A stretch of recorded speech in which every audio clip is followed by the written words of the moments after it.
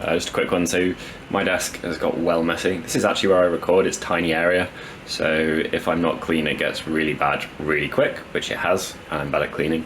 So yeah, we're going to give this a quick tidy because we have quite a lot to do in the upcoming couple of days.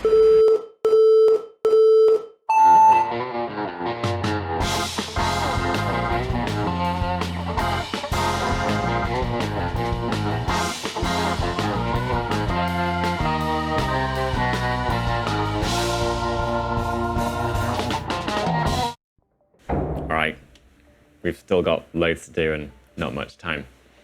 We've got some brains and no time forever. We might end up putting that on a texture palette. Thanks for the suggestion. Can't remember who it was, but it's a good one. Anyway, we've got this. He needs some work. We have a assembled and scraped and prepped. Did a little bit of green stuff on him because he had a naughty gap. The Plague Monk. This model's wicked. Look at that silhouette. More about silhouettes coming up.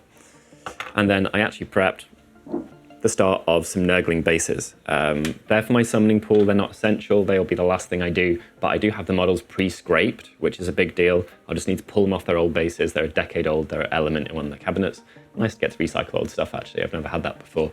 Feels quite cool. I already scraped them off, which is a horrible task because basically it's just a load of round blobs with horns and arms and stuff. So there is a seal line above and below, like every single bit of those models is horrible.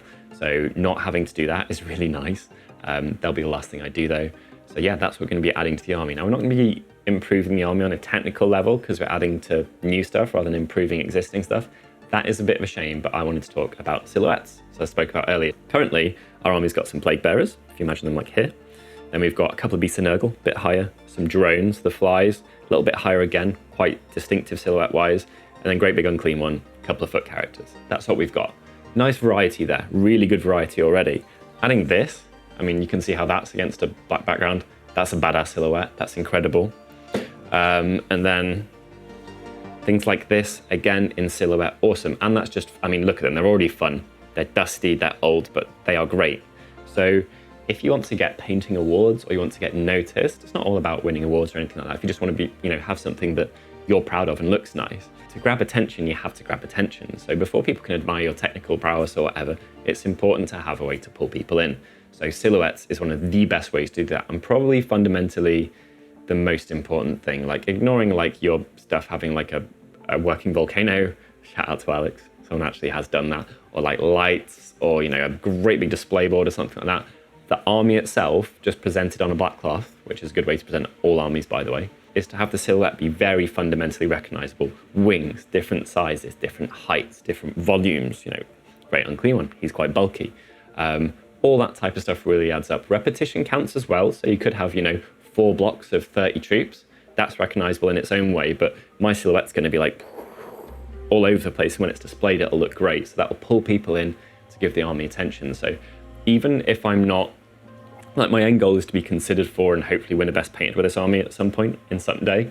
And even if I'm not working on the technical level, it's nice for me to know that I'm building on the silhouette, which has to be there for it to be considered for that type of thing anyway. So that's what I'm telling myself anyway. It is true though, and I've got quite a lot of experience with Best Painted Army Awards and being nominated for Best Painted and stuff like that. So I'm leaning on that. I know what I need to do, and one of the things I need to do is have some good silhouettes. So it's nice to be working on that, even if we're not working on the technical level. But yeah, that's it. We've got quite a lot to do. So the desk's just been tidied. Looking good, encouraging me. It was a sunny weekend, so I didn't get as much hobby as I wanted to. But yeah, let's crack on. That was a bad click. Let's crack on. Better. Okay, so it's an important time. Even if we are going to be using a temporary head for this guy, we need to pick a head. So I am off to the hobby cupboard of shame, my bits box, and everywhere, and we're going to bring back some likely suspects for being roughly the right scale. Tree Lord sized, troll sized would work. Might be a little bit small depending on whether it's a big one or a small one proportionately. Nurgle's actually quite low on heads. To give you an idea, bit big. Yeah, we won't be doing that.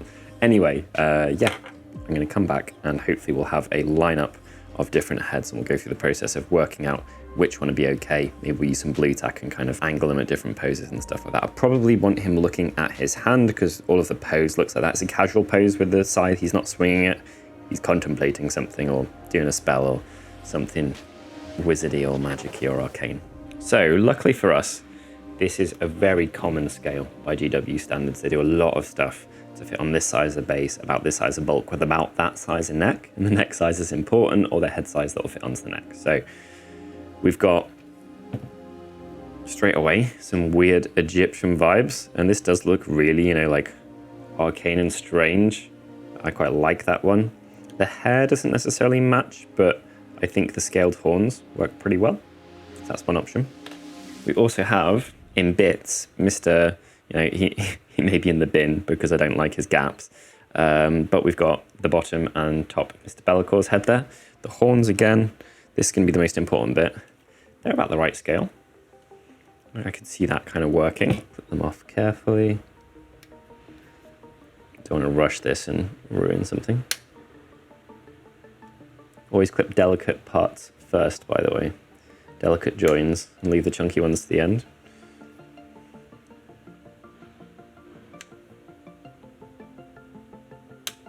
So how would these look? Do they make...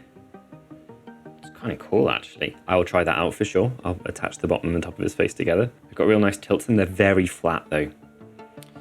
Which I feel on a piece like this maybe looks a bit odd. Might be different when they're on the head, but yeah. A potential option. And then, left field choice, but it looks mental, right? And that could be something, we could swap that tongue out for something else. And I've used these wings elsewhere, so I need to make use of this box.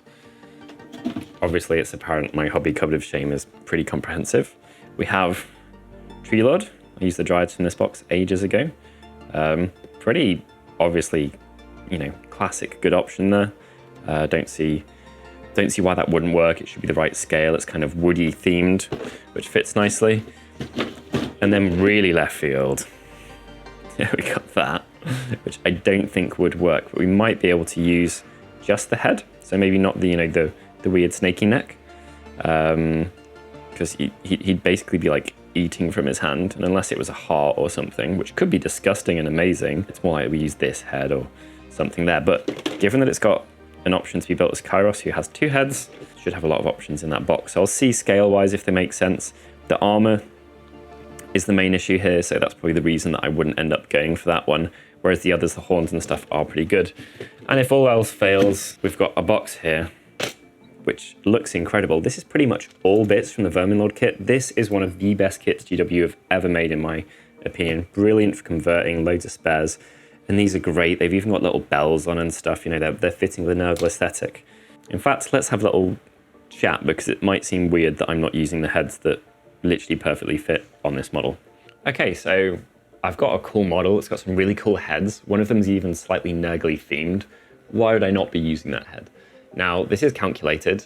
It's not just because I'm trying to be different, although it kind of is, but in a thought out way. So I've put a lot of effort into this model, and it's very easy for people to look at something and not see the effort behind it if you've done your conversion fairly well. Obviously, people know that they're Mortarian's rings, so that's really helpful. They're recognizable from being elsewhere. The weapon, once it's painted, people might think it came from elsewhere, not that it's been scratch built, which is complimentary, but you know, that doesn't enter the, you know, this is a full conversion part of the head. That's just like, that's an appropriate side. So if I just put the head from the model on the model, quite a few people might look at it and be like, ah, it's a Vermin Lord and it's got some wings on it. Now, it's difficult whether that should or shouldn't matter, but again, I am trying to paint this to some degree for other people to be considering for best painted and stuff like that. I would like to get rewarded for the effort that I put into it. So I am thinking about this stuff a bit. And people are fairly fickle, that type of stuff. Also, they might just not know the models.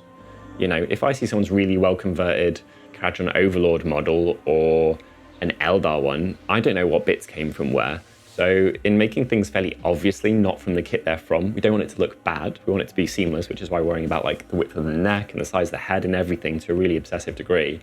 Using something not from the model, you make it immediately apparent that, you know, this goes beyond a kit bash. It's not just like this kit and those wings. It's an all-over like spooging together of various kits in a different base.